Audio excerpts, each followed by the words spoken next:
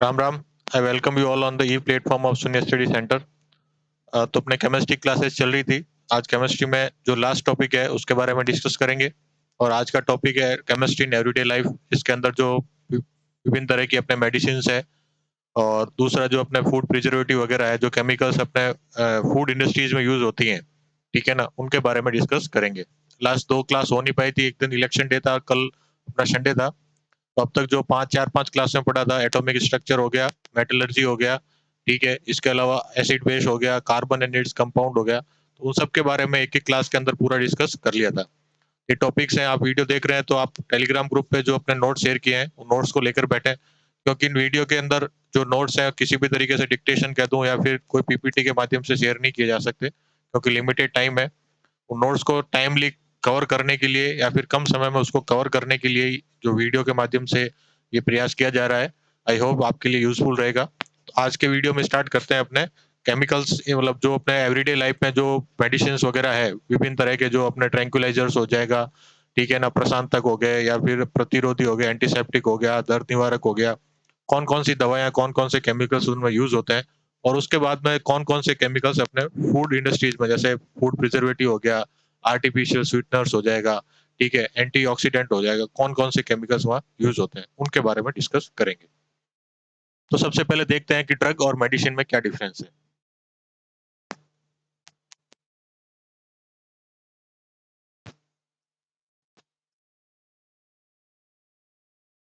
Drug को हिंदी में भेषज कहते हैं और मेडिसिन को औषधि।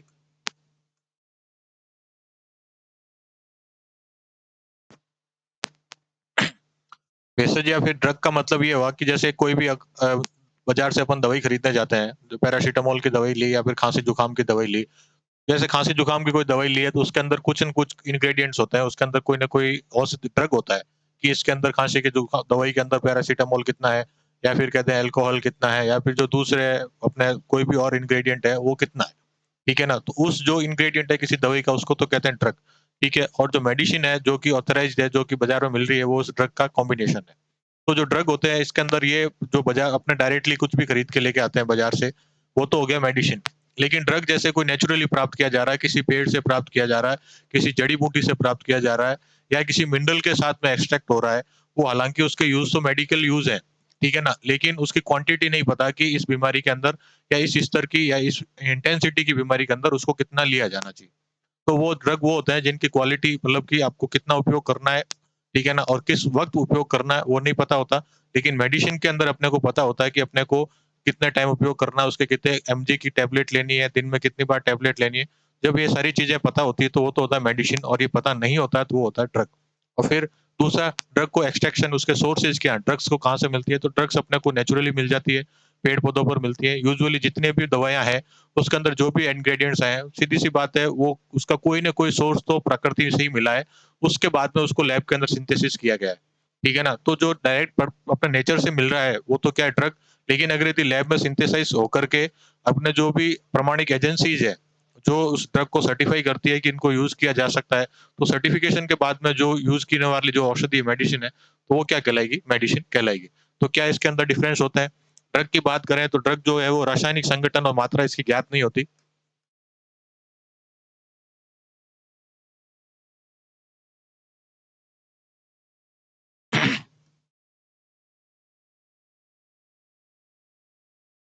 इसके अंदर ज्ञात होती है।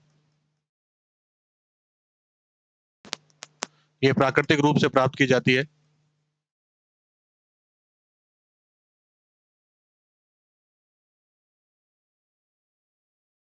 और इन्हें जो है वो लैब के अंदर सिंथेसिस किया जाता है, ठीक है ना। तो ये दो ही इसके अंदर बड़े बड़े डिफरेंसेज हैं कि ड्रग क्या होता है, मेडिसिन क्या होता है।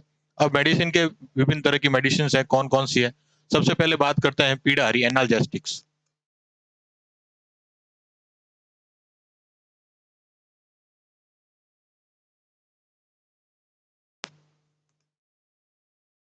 अब जो पीड़ाहारी होती है दवाइयां होती है वो दो तरह की होती है, एक तो होती है नार्कोटिक,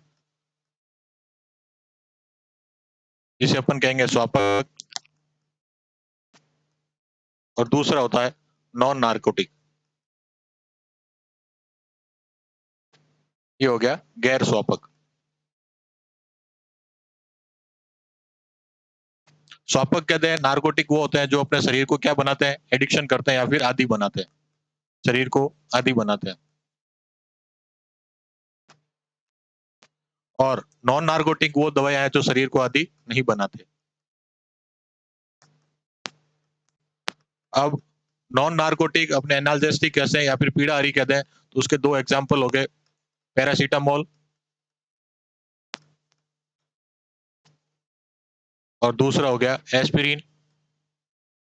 वहीं नार्कोटिक की बात करें तो नार्कोटिक जितनी भी दवाएं हैं, पीड़ाहारी दवाएं हैं, वो यूजुअली ड्रग्स है, एज ए ड्रग्स फॉर्म में बाजार में मिलती है। हालांकि उनकी लिमिटेड मात्रा का मेडिकल यूज भी है, जैसे कोई बहुत अधिक दर्द हो रहा है तो उसके टाइम पे अपन मॉर्फिन वगैरह यूज की जा सकती है।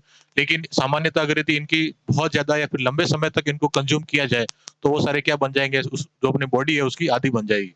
अब जो इसके एग्जाम्पल देख सकते हैं नार्कोटिक या फिर स्वापक की बात करें तो मॉर्फिन हो गया, मॉर्फिन, कोडीन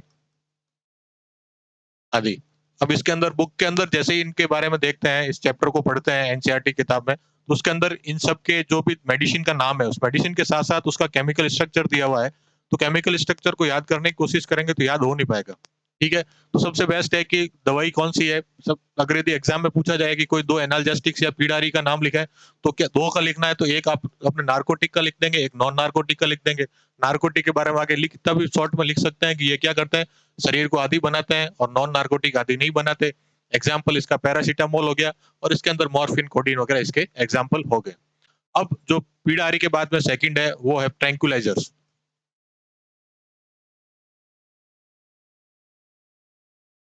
ट्रैंकुलाइजर्स इसको अपन प्रशांतक कहते हैं। ट्रैंकुलाइजर्स वो है जो अपने मानसिक बीमारियों के उपयोग में काम आती है। जैसे शरीर के अंदर किसी भी तरह का टेंशन है, एंजाइटी है, डिप्रेशन है, तो उससे अगर यदि नींद नहीं आ रही है तो उस टाइम पे अगर यदि इन दवाइयों का उपयोग किया जाए तो वो अपने को शरीर के लिए फायदेमंद रहती है। प्रशांतक कहते हैं या ट्रैंकुलाइजर्स कहते हैं, ये वो दवाएं हैं जिनका उपयोग किस लिए किया जाता है, अपने जो साइकोलॉजिकल डिजीज है, मनोवैज्ञानिक बीमारियां हैं, उनके इलाज के लिए इनका उपयोग करते हैं। जैसे कौन कौन सी बीमारी हो जाएगी अपने, किसी तरह का स्ट्रेस हो गया, एंजाइटी हो गया, डिप्रेशन हो गया, इंसोम्निया हो गया जिसको नींद नहीं आ रही रात में। ये विभिन्न तरह की जो है वो अपने साइकोलॉजिकल डिजीज है, ठीक है ना, जिसकी वजह से अपने मस्तिष्क पर प्रभाव पड़ता है, और उनके इलाज के लिए जिन दवाइयों का उपयोग किया जाता है उन्हें क्या कहते हैं, ट्रैंक्विलाइजर्स कहते हैं। अब इसके कोई एक दो एग्जांपल देख लेते हैं, जैसे मेप्रोबोमेट,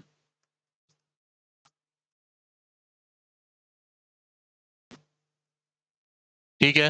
दूसरा एग्जांपल इसका हो जाएगा अपने इक्वेनिल।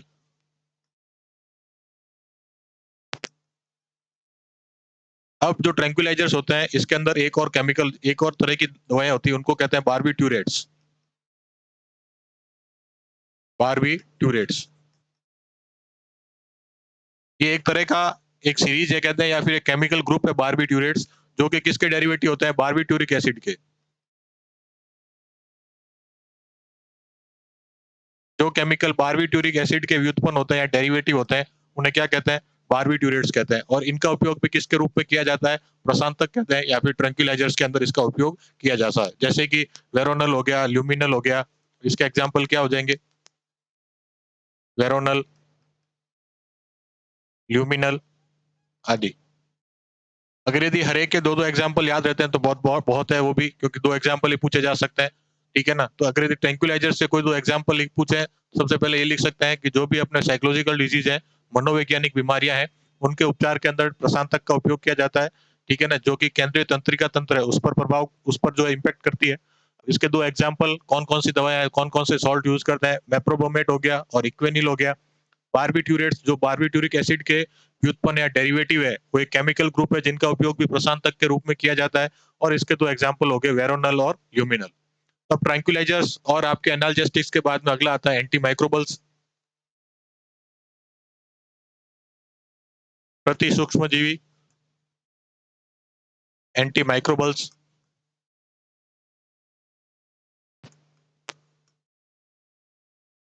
जो भी दवाएं सूक्ष्म जीवियों के खिलाफ कार्य करती है, जो भी अब सूक्ष्मजीवी कौन से हो सकते हैं, जैसे बैक्टीरिया हो गया, वायरस हो गया, एटसेट्रा। अब इनका क्या कर सकती है, या तो इनको ये नष्ट करेगी या फिर इनकी जो ग्रोथ है उसको क्या करेगी, रोक देगी। ग्रोथ को रोकना, वृद्धि को रोकने का काम करेगी, या फिर उनको नष्ट करेगी, या फिर मार देगी। तो अब जो अपने प्रति सूक्ष्म जीवी है ये तीन तरह के होते हैं। पहला हो गया जीवाणुनाशी, दूसरा जीवाणु रोधी, और तीसरा हो गया प्रति सूक्ष्म जीवी। जीवाणुनाशी कौन से होते हैं? बैक्टीरियोसाइड वो होते हैं जो क्या करते हैं, जीवाणु को मार देते हैं, जीवाणु को नष्ट करते हैं।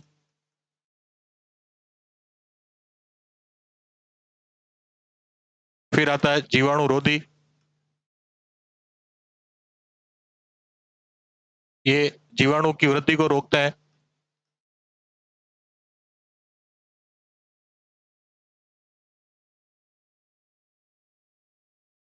और तीसरा आता है प्रति सूक्ष्म जीवी, जो कि अपने शरीर की इम्यूनिटी पावर को बढ़ाता है। प्रति सूक्ष्म जीवी ये क्या करते हैं, अपनी बॉडी की इम्यूनिटी पावर है उसको जो है वो बढ़ाते हैं। अब इसमें सबसे पहले पढ़ते हैं अपने प्रतिजैविक या फिर एंटीबायोटिक। प्रतिजैविक या फिर एंटीबायोटिक। एंटीबायोटिक वो डिजीज, वो अपने दवाइयां होती है या फिर वो केमिकल्स होते हैं जिनका उपयोग किसके लिए, सूक्ष्म जीवों के जो उपापचय प्रक्रम है उसको रोकने के लिए। जो अपने माइक्रोबल्स हैं उनके मेटाबॉलिज्म को, उपापचय प्रक्रम को या तो क्या करेगी, रजिस्ट करेगी, रोकेगी, ठीक है ना, या फिर क्या करेगी, उसको नष्ट करेगी। ठीक है ना। अब इस हिसाब से जो अपने प्रतिजैविक है या फिर एंटीबायोटिक्स हैं वो दो तरह के होते हैं। जैसे अभी देखा था, एक तो जीवाणुनाशी और दूसरा जीवाणुरोधी। प्रकार कितने टाइप के हो गए, दो। एक तो जीवाणुनाशी और दूसरा जीवाणुरोधी। वो जो अभी एंटी माइक्रोबल्स में पढ़ा था, सेम उनकी यही डेफिनेशन है। अगर यदि एंटीबायोटिक की पूछे कि कौन कौन से एंटीबायोटिक कितने प्रकार के होते हैं, तो लिख सकते हैं जीवाणुनाशी मतलब कि जो अपने जो माइक्रोबल्स हैं, जो सूक्ष्म जीवाणु हैं, उनको अगर यदि कोई मारने का काम करता है तो जीवाणुनाशी है।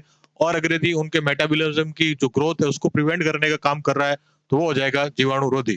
तो जीवाणुनाशी के कोई दो एग्जाम्पल देख लेते हैं, जैसे पेनिसिलिन हो गया, ऑफ्लोक्सोक्लाशिन हो गया। जीवाणुनाशी इनके कौन कौन से हो जाएगा, पेनिसिलिन,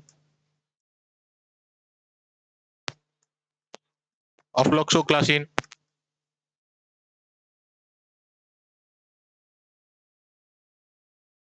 ठीक है, वैसे ही अगर यदि जीवाणुरोधी की बात करें तो जीवाणुरोधी के कोई दो एग्जाम्पल, एजिथ्रोमाइसिन और टेट्रामाइक्लिन, एरिथ्रोमाइक्रिन, एरिथ्रोमाइसिन और टेट्राक्लाशिन।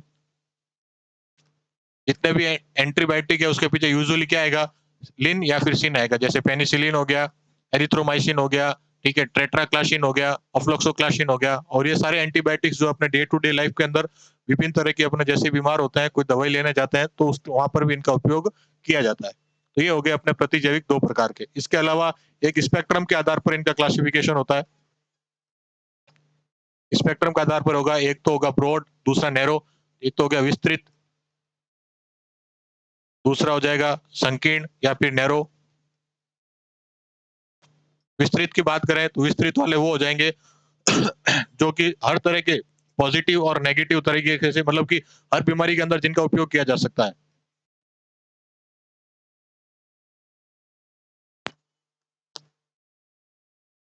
वो तो कौन से हो जाएंगे, पॉजिटिव मतलब कि अगर यदि किसी अपने इम्यूनिटी को बढ़ाने के लिए हो गया तो वो किस तरीके का अपने होगा, जीवाणुरोधी कहते हैं या फिर एंटीबायोटिक, वो तो पॉजिटिव होगा। और नेगेटिव मतलब कि वो इम्यूनिटी को नहीं बढ़ा करके उस जो बैक्टीरिया है जो अपने इन्फेक्शन हुआ बॉडी के अंदर उसी को मारने का काम करे, तो वो तो क्या हो जाएगा अपने नेगेटिव। तो पॉजिटिव भी हो सकता है और नेगेटिव दोनों तरह पे काम करे तो वो तो हो गया विस्तृत। नैरो की बात करें, वो या तो क्या करेगा, पॉजिटिव में काम करेगा, अपनी इम्यूनिटी को बढ़ाएगा, या फिर जो बैक्टीरिया जो अटैक हुआ उसको क्या करेगा, किल करेगा, मारेगा। और तीसरा हो जाएगा लिमिटेड या फिर सीमित। ठीक है ना। तो स्पेक्ट्रम के आधार पर एंटीबायोटिक कितने टाइप के होते हैं, तीन तरह के, एक तो विस्तृत, दूसरा नैरो और तीसरा सीमित। विस्तृत की बात करें तो एम्पीसिलिन और एमोक्सिलिन। विस्तृत के एग्जाम्पल क्या है, एम्पीसिलिन, और एमोक्सिलिन। वो किसके एग्जाम्पल है? विस्तृत के। और सीमित या फिर लिमिटेड की बात करें तो जो अपने पेनिसिलिन है, पेनिसिलिन जी, वो किसका एग्जाम्पल है? सीमित का या फिर लिमिटेड का एग्जाम्पल है। तो ये हो गए एंटीबायोटिक के विभिन्न प्रकार। अब देख लेते हैं कोई इंपॉर्टेंट एंटीबायोटिक्स कौन कौन से हैं जो डे टू डे लाइफ के अंदर यूज होता है। सबसे इंपॉर्टेंट है वो है पेनिसिलिन।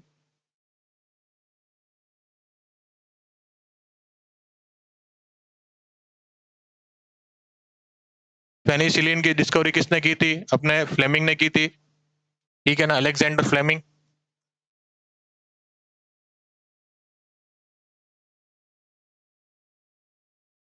किससे की थी? एक कोई पेनिसिलियम नोटेटम,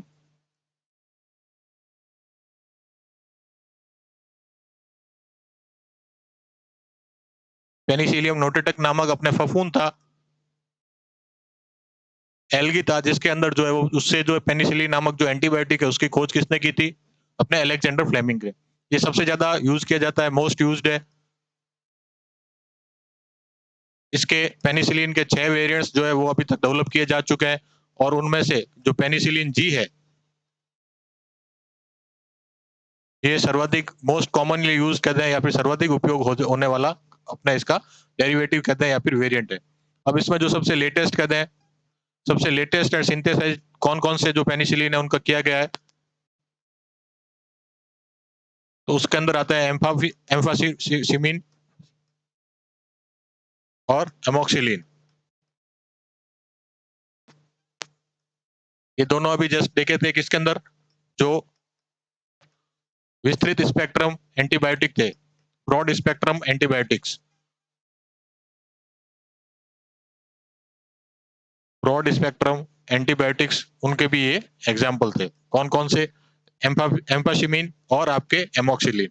तो ये तो हो गया पेनिसिलिन। पेनिसिलिन के अलावा और कौन कौन से एंटीबायोटिक्स हैं जो यूज किए जाते हैं? पहला हो गया क्लोरेफ्थिनेकोल,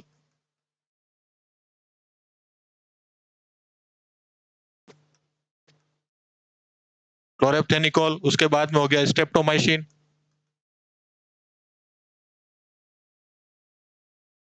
और फिर आता है सल्फा ड्रग्स।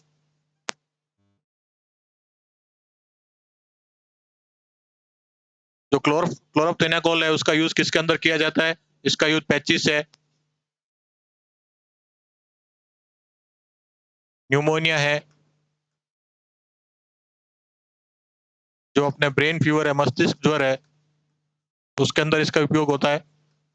जो स्ट्रेप्टोमाइसिन है इसका उपयोग किसके अंदर होता है? इसका जो टीबी के अंदर इसका उपयोग होता है, ट्यूबरक्लोसिस के अंदर। सल्फर ड्रग्स जो है, सल्फर ड्रग्स 3-4 तरह के होते हैं। ये सल्फेनिमेट, निमाइड और उसके डेरिवेटिव्स होते हैं। किसके? सल्फेनिमाइड्स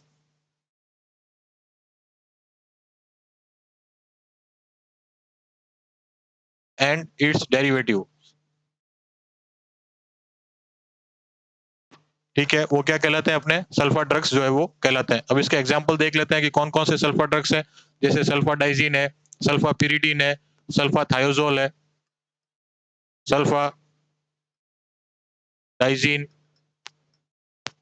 सल्फा पिरिडीन आदि इसके एग्जाम्पल है। अगर यदि कोई दो तीन एंटीबायोटिक्स का नाम पूछे, एक एग्जाम्पल पूछे, एक तो पेनिसिलिन हो गया, और पेनिसिलिन के दो सबसे लेटेस्ट या फिर सिंथेसाइज जो डेरिवेटिव कहते हैं वेरिएंट्स है, वो कौन सा? एमोक्सिलिन, एम्फामिशिन। और फिर आता है अपने क्लोरेफ्थेनिकोल, इसका उपयोग किस में होता है? Patches, न्यूमेनिया, brain fever. फिर स्ट्रेप्टोमाइसिन, इसका उपयोग टीबी में होता है। फिर बहुत सारी सल्फा ड्रग्स हैं जो कि सल्फेनिमोइड्स के डेरिवेटिव्स हैं। अब एक दो कर सल्फा ड्रग्स का भी डायरेक्ट नाम पूछा जा सकता है।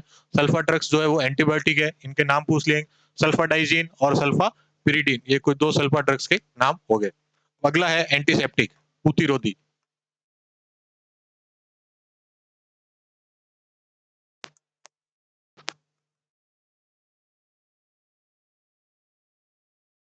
जैसे अपने किसी तरह की कोई चोट लग जाती है, छोटा मोटा कोई घाव हो जाता है या फिर कोई कट लग जाता है, कोई किसी भी मेटल से हो सकता है, किसी पत्थर से हो सकता है, या फिर ऐसी छोटी सी कोई अपने कोई चोट लग जाती है जिससे अंदर खरोंच वगैरह आ जाती है, तो उस टाइम पे यूज क्या करते हैं? एंटीसेप्टिक यूज करते हैं। और नॉर्मली ये अपने डे टू डे यूज होने वाले जो कॉस्मेटिक आइटम्स हैं, जैसे माउथ वॉश हो गया, शेविंग क्रीम हो गया, उन सब के अंदर थोड़ा बहुत, या नहाने के साबुन हो गया, उन सब के अंदर थोड़ा बहुत ये एंटीसेप्टिक मिला हुआ होता है। इनका जो है वो डायरेक्ट बॉडी के जो भी अपने इंजर्ड पार्ट है, जहाँ पर भी कोई कट लगा हुआ है, जहाँ पर भी कोई स्क्रैच लगा हुआ है, यहाँ इनको उपयोग में ले सकते हैं और ये बॉडी के लिए वहाँ उपयोग करने के लिए हार्मफुल नहीं होते।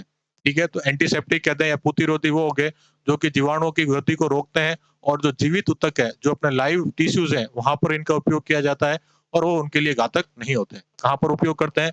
अपने जीवित ऊतकों पर करते हैं।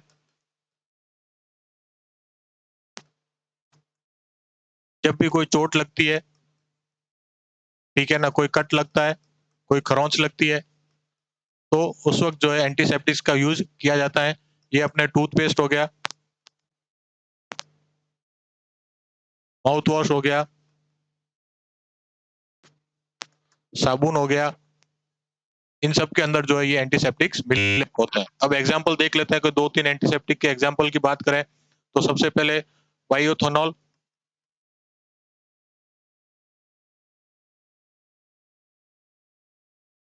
इसका उपयोग किसके अंदर होता है? ये साबुन में मिलाया जाता है, ठीक है?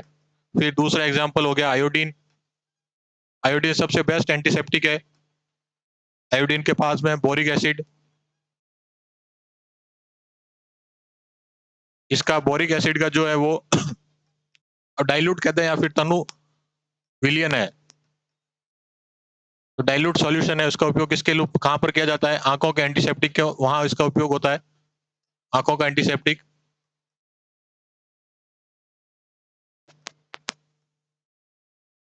ठीक है? बोरिक एसिड के बाद में अपना टिंचर हो गया। टिंचर अगर सीधा भी पूछा जा सकता है, ठीक है ना? ये अल्कोहल प्लस जल और प्लस 2 से 3% आयोडीन मिला करके क्या बनाते हैं? टिंचर बनाते हैं। अल्कोहल प्लस वाटर प्लस 2 से 3% आयोडीन, ठीक है ना? 2 से 3% आयोडीन मिला करके क्या बनाते हैं? टिंचर। जैसे भी देखा था आयोडीन, आयोडीन क्या है? बहुत अच्छा अपने एंटीसेप्टिक है। अगर यदि अल्कोहल और वाटर के सॉल्यूशन में 2 से 3% आयोडीन मिला दिया जाए, तो क्या बनता है? टिंचर बनता है। और टिंचर जो है वो बहुत अच्छा एंटीसेप्टिक है। इसका जो यूजुअली जैसे ही कोई चोट लगती है, तो सबसे पहले किसका उपयोग किया जाता है? टिंचर का उपयोग किया जाता है, ताकि जो भी अपने बैक्टीरियाज हैं, उनको जो है वो हाथों-हाथ मारा जा सके। अब जो प्रतिरोधी है, इसके साथ में एक और चीज़ यूज़ होती है, डिसइन्फेक्टेंट। डिसइन्फेक्टेंट, इनको जीवाणुनाशक भी कहते हैं।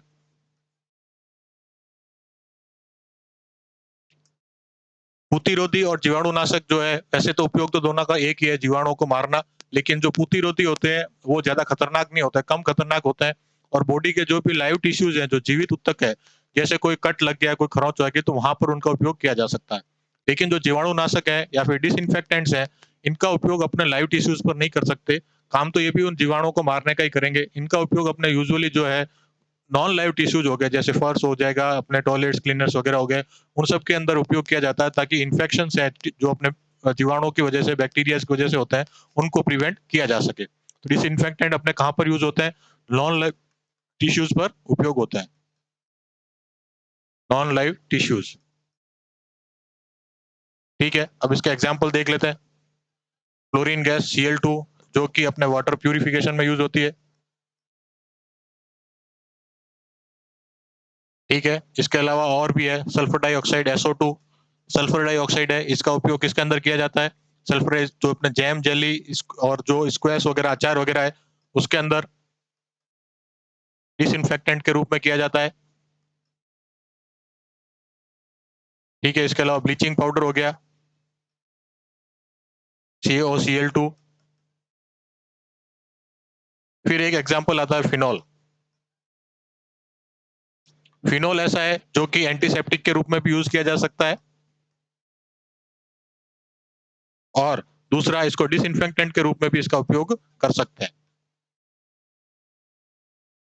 अगर यदि फिनॉल का 0.2% कॉन्सेंट्रेशन का अगर यदि सॉल्यूशन है, तो वो तो क्या है? एंटीसेप्टिक। और अगर यदि 0.02 है और 0.1% अपने कॉन्सेंट्रेशन का सॉल्यूशन है, तो उसको एज ए डिसइंफेक्टेंट कह के यूज में लिया जा सकता है। तो फिनॉल के एज ए एंटीसेप्टिक भी यूज कर सकते हैं, और जो है जीवाणुनाशक के रूप में भी उपयोग कर सकते हैं। अगर यदि 0.02% का सॉल्यूशन है, तो वो तो कौन सा है? एंटीसेप्टिक। और 0.1% कॉन्सेंट्रेशन का सॉल्यूशन है, तो वो क्या है? डिसइंफेक्टेंट है। अब अगली औषधि आती है एंटीहिस्टामिन।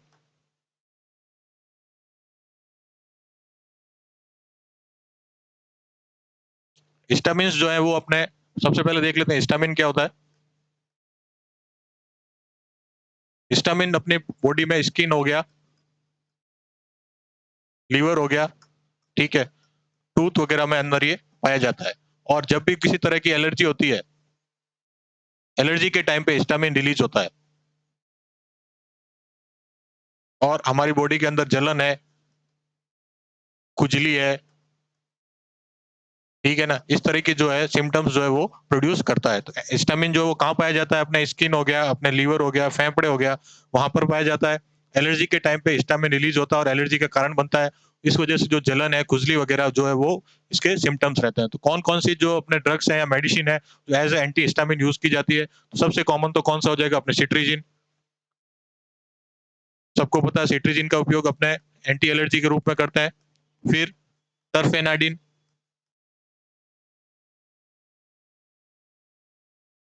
फिर डाइफेनिल हाइड्राजिन।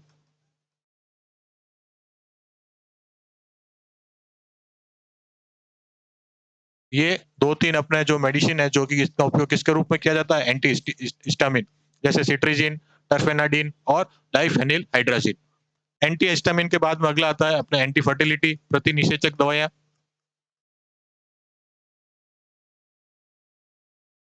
एंटी फर्टिलिटी,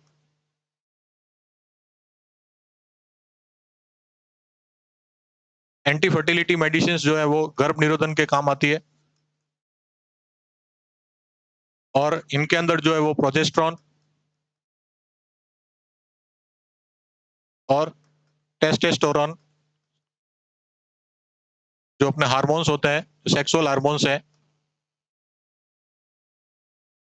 इनके सिंथेसिस से इन ड्रग्स का जो है वो निर्माण किया जाता है।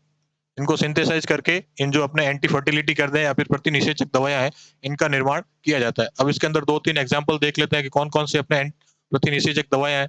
जैसे रूटीन हो गया,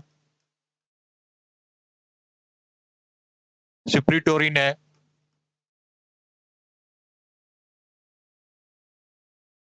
नोवेस्ट्रोल है और नॉन एथिनड्रॉन। रूटीन, सिप्रोटारिन, नोवेस्ट्रॉन और नॉन नॉव एथिनड्रॉन, ये जो तीन चार मेडिसिन है जिनका उपयोग किसके रूप में किया जाता है, प्रतिनिषेचन कहते हैं या फिर एंटी फर्टिलिटी मेडिसिन के रूप में यूज किया जाता है। अब अगली आती है एंटासिड।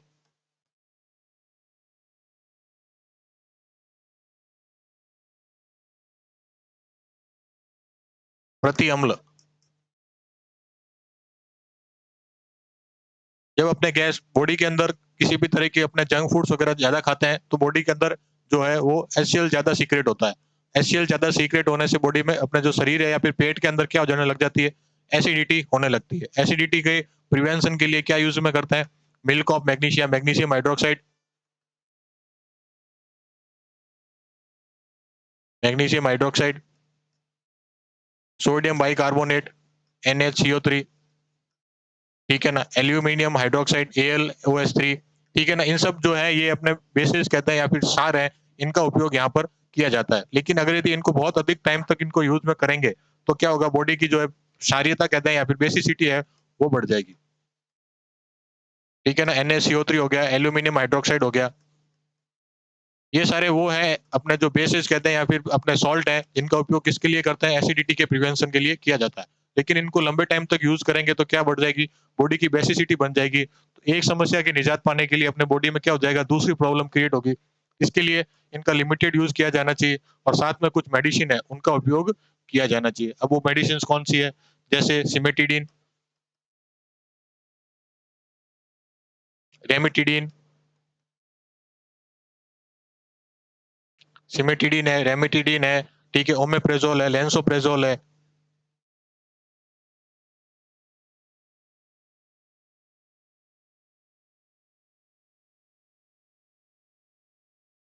ये सारी वो दवाइयां जिनका उपयोग किसके रूप में करते हैं, एंटासिड। नॉर्मली जब भी अपने मार्केट के अंदर ये गैस की गोलियों के रूप में प्रचलित रहता है, तो जो भी आप मेडिसिन देखेंगे उनके पीछे डीन लगा हुआ होगा या फिर जोल होगा। तो सिमेटिडिन है, रेमिडिनिन है, सॉरी रेमिटिडिन है, ओमेप्रोजोल और लेंसेप्रोजोल है, इनका उपयोग किसके रूप में किया जाता है, प्रति अम्ल कहते हैं या फिर एंटासिड के रूप में इनका उपयोग किया जाता है। अब बात कर लेते हैं केमिकल्स इन फूड। केमिकल्स इन फूड, ठीक है ना। सबसे पहले बात करते हैं फूड प्रिजर्वेटिव्स।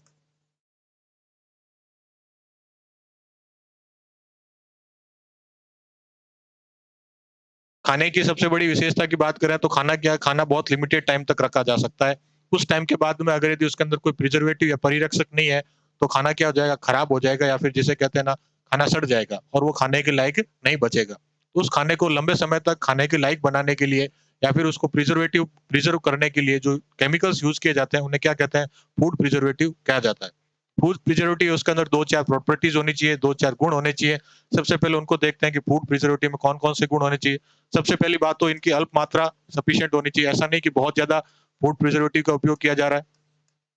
दूसरा, ये जो अपने भोजन है, खाद्य है, उसका खाद्य पर कोई प्रतिकूल प्रभाव नहीं डाले। तो जिस खाने में इनका यूज़ किया जा रहा है, जिस भी अपने खाद्य है, जो भी अपना फूड आइटम है, उसके अंदर प्रिजर्वेटिव को यूज़ कर रहे हैं, उस पर कोई एडवर्स इम्पैक्ट इसका नहीं होना चाहिए। जो उसके बेसिक गुण है, वो बने रहने चाहिए। फिर इसका ये लंबी समय तक बना रहना चाहिए।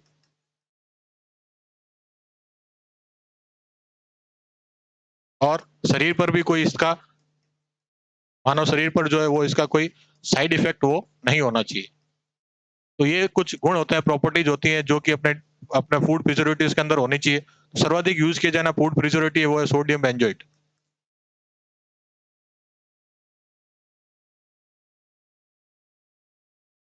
फिर आता है सोडियम बेंजोएट के बाद में सार्बेट, सार्बेट के बाद में पैराबीन्स,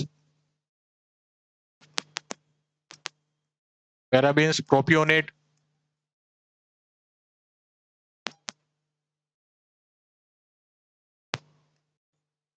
इसका यूज होता है पापड़ बेकरी के अंदर।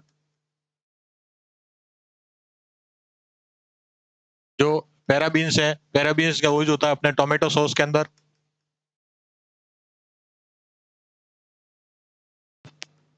जो सार्बेट है, इनका यूज होता है अपने मिल्क और पनीर आइटम्स के बीच में, पनीर आइटम्स में, ठीक है। और जो सोडियम बेंजोएट है, इनका उपयोग जो अपने जूस हुआ, फलों के रस, जैम है, जेली है, ठीक है ना, किसी भी तरह का अचार है, उन सब के अंदर जो इनका उपयोग होता है। तो कौन कौन से अगर देखो 2-4 फूड प्रिजर्वेटिव एग्जांपल है, सोडियम बेंजोएट, सार्बेट, पैराबीन्स और प्रोपियोनेट। दो स से दो प से। सोडियम बेंजोएट कहाँ यूज होता है, जूस, जैम, जेली, अचार के अंदर। सार्बेट कहाँ यूज होता है, दूध और मिल्क प्रोडक्ट के अंदर, सॉरी पनीर प्रोडक्ट के अंदर। पैराबीन्स जो है वो टमाटर जूस कहते हैं या फिर टोमेटो सॉस है उसके अंदर होता है। और प्रोपियोनेट है वो पापड़ है, बेकरी आइटम्स है, प्रेपरी जैसे बेकरी के बिस्किट्स वगैरह है, उनके अंदर इसका उपयोग होता है। तो ये 3-4 सबसे ज्यादा सर्वाधिक यूज होने वाले क्या हो जाएंगे, फूड प्रिजर्वेटिव्स हो जाएंगे। फूड प्रिजर्वेटिव के बाद में दूसरा अपने सिलेबस में है, वो है आर्टिफिशियल स्वीटनर, मधुरक।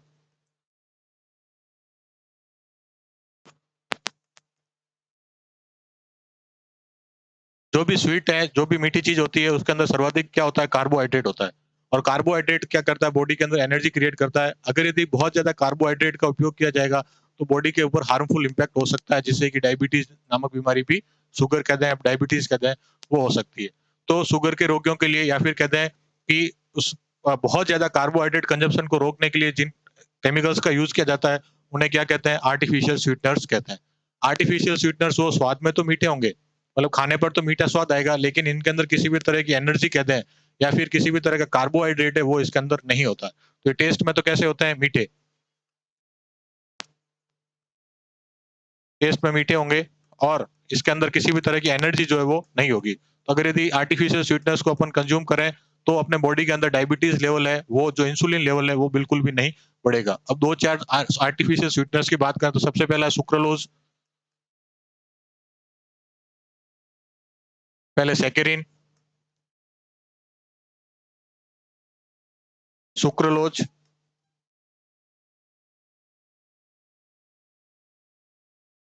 एलिटेम और एस्पार्टेम।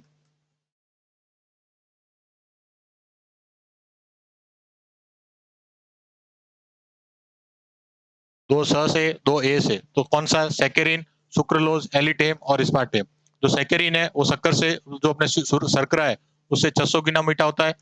सुक्रोलोज है, ये भी जो अपने शर्करा है उससे 600 गुना मीठा होता है। एलिटेम जो है वो 2000 गुना मीठा होता है और एस्पार्टेम है वो जो है वो 100 गुना मीठा होता है। ठीक है, इसका उपयोग होता है, ये जल के अंदर अविलेय होता है, जल में इनसॉल्युबल होगा, लेकिन इसका जो सोडियम लवण है, सोडियम सॉल्ट है, वो जल के अंदर क्या होता है, विलेय होता है। फिर बात करते हैं सुक्रोलोज, जो कि 600 गुना अधिक मीठा है। सुक्रोलोज का उपयोग जो है वो कमरे के ताप पर ये स्थायी रहता है, रूम टेम्परेचर है, इसलिए रूम टेम्परेचर के अंदर जो भी अपने शुगर यूज की जानी है तो उसके रूप में किसको यूज किया जा सकता है, सुक्रोलोज को यूज किया जाता है। एलिटेम जो है वो हाई टेम्परेचर पर अस्थायी हो जाता है, इसलिए इनका उपयोग कहाँ किया जाता है, एलिटेम के अंदर। जो कोल्ड ड्रिंक्स है, जो सोडा ड्रिंक्स है, उनके अंदर इसका उपयोग किया जाता है एज ए आर्टिफिशियल स्वीटनर्स। और लास्ट में हो गया एस्पार्टम, ये भी जो है वो 100 गुना शर्करा से ज्यादा मीठा होता है, और ये भी जो है इसका उपयोग एस्पार्टम का भी कहाँ पर किया जाता है, कोल्ड ड्रिंक्स वगैरह में किया जाता है। सॉरी, एस्पार्टम जो है उसका उपयोग कोल्ड ड्रिंक्स में होता है, और ये हाई टेम्परेचर पर अस्थायी हो जाता है, लेकिन जो अपने एलिटेम है ये हाई टेम्परेचर पर स्थायी रहता है।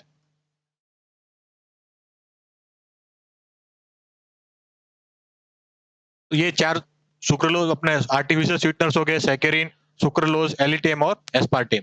जो सैकेरिन है इसका लिख सबसे पहले तो अपने इनका स्वीटनिंग लेवल याद रख सकते हैं, 600 गुना अधिक मीठा, 600 गुना, 2000 गुना और 100 गुना। जो सैकेरिन है वाटर के अंदर इंसोल्यूबल है, लेकिन सैकेरिन का जो सोडियम सॉल्ट है वो जल के अंदर विलेय है। सुक्रोलोज की बात करें तो कमरे के ताप पर स्थायी होता है।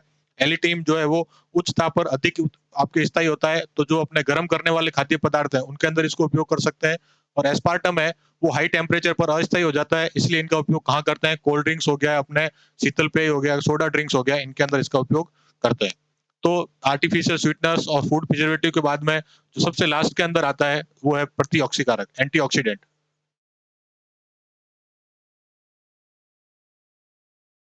इससे पहले थोड़ी देर पहले आपने पढ़ा था एंटा एसिड। तो एंटा एसिड और एंटीऑक्सीडेंट के अंदर कंफ्यूज नहीं होना है। एंटा ऑक्सीड वो अपने केमिकल्स हैं जिनका उपयोग बॉडी के अंदर या पेट के अंदर एसिडिटी बढ़ने के इलाज के रूप में किया जाता है। ठीक है, और एंटीऑक्सीकारक वो है, इनका उपयोग फूड के अंदर किया जाता है। फूड खराब होने का मतलब है फूड का ऑक्सीडाइजेशन हो रहा है या फिर ऑक्सीकरण हो रहा है।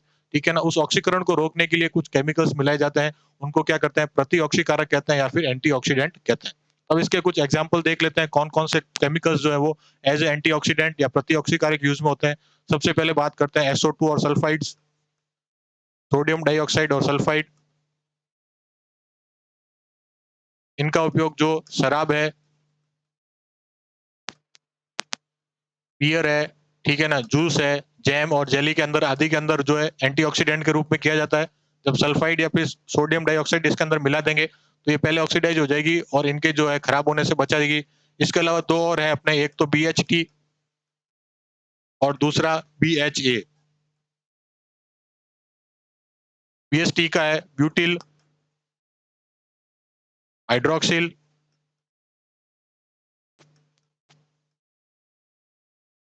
टाइलिन, और BHA है वो ब्यूटिल हाइड्रोक्सिल एग्रीसोल। ठीक है ना, तो दो तीन एंटीऑक्सीडेंट कौन से, तो सल्फर डाइऑक्साइड और सल्फाइड, अपने जो सल्फाइड्स हैं इनका उपयोग कहाँ पर होता है, शराब, बियर आदि के अंदर होता है। फिर और दो सर्वाधिक यूज एंटीऑक्सीडेंट कौन कौन से हैं, BHT और BHA, ब्यूटिल हाइड्रोक्सिल टाइलिन और ब्यूटिल हाइड्रोक्सिल एमिसोल। इनका उपयोग भी जो एज एंटीऑक्सीडेंट किया जाता है। तो इसके साथ ही अपनी केमिस्ट्री कंप्लीट होती है। अपने को पूरे 6 वीडियोस या फिर 6 लेक्चर्स लगे हैं। फिर वापस से बता रहा हूँ कि अपने नोट्स लेके बैठना है, बहुत ज्यादा समझाने का, नोट्स लिखाने का, डिक्टेशन का या फिर जो इधर उधर की बातें करने का समय है नहीं। तो नोट्स, क्योंकि नोट्स नए मिल रहे हैं आपको, नोट्स पढ़ने में दिक्कत आ रही है, ठीक है ना, या फिर कवर नहीं कर पा रहे, या तो बहुत छोटे से नोट्स बना करके राजी हो जाएं, या फिर एनसीईआरटी की बुक के अकॉर्डिंग अगर यदि कुछ पढ़ना है तो उसको थोड़ा सा दायरे को बड़ा करना पड़ेगा, और जो भी कचरा है, जो भी काम की चीजें नहीं, उनको निकालना पड़ेगा। उसके लिए ये वीडियो बनाए जा रहे हैं, उसका पर्पज यही है ताकि आपको जो क्वालिटी कंटेंट है कम समय के अंदर आपको डिलीवर किया जा सके। ठीक है, तो थैंक यू फॉर वॉचिंग। कल की क्लास से अपने फिजिक्स स्टार्ट करेंगे और 2 से 3 दिन में फिजिक्स जो है वो कंप्लीट हो जाएगी और फिजिक्स के नोट्स जो है वो कल सुबह तक आपको टेलीग्राम ग्रुप में शेयर कर दिए जाएंगे। Thank you.